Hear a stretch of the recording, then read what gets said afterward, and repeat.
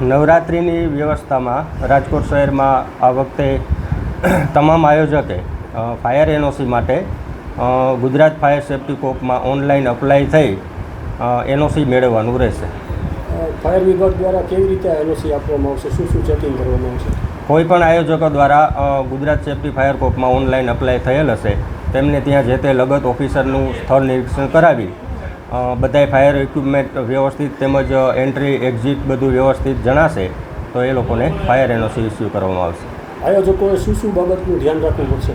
આયોજકોએ ચાલુ પ્રોગ્રામ દરમિયાન એમને વસાવેલ જે ફાયર ઇક્વિપમેન્ટ છે, પછી ઇલેક્ટ્રિક જે કાંઈ ડિવાઇસીસ છે એ બધાયના જાણકાર માણસોને હાજર રાખવા જોઈએ.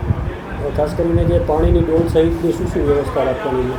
પાણીમાં 200 લીટરના પાણીના બેરલ છે, એ સિવાય ફાયર એક્સટિંગ્યુશર છે, રેતીની બકેટ છે, આ બધી વસ્તુ ત્યાં રાખવાની થશે. કોઈ પણ દુર્ઘટના સમયે સ્ટાફ કેવી રીતે પહોંચશે? કોઈ તૈનાત રહેશે સ્ટાફ ખાસ પ્રકારનો કે શું કરશે? કોઈપણ જગ્યાએ ચાલુ પ્રોગ્રામ દરમિયાન જે ત્યાં એનઓસીના રૂલ્સ મુજબ જે ઇક્વિપમેન્ટ રાખેલા છે એના જાણકાર માણસોને આયોજકોએ હાજર રાખવાના થશે. એ સિવાય ફાયર કંટ્રોલનો કોન્ટેક કરી શકે એવા પર્સનને હાજર રાખવાના થશે. ઓકે.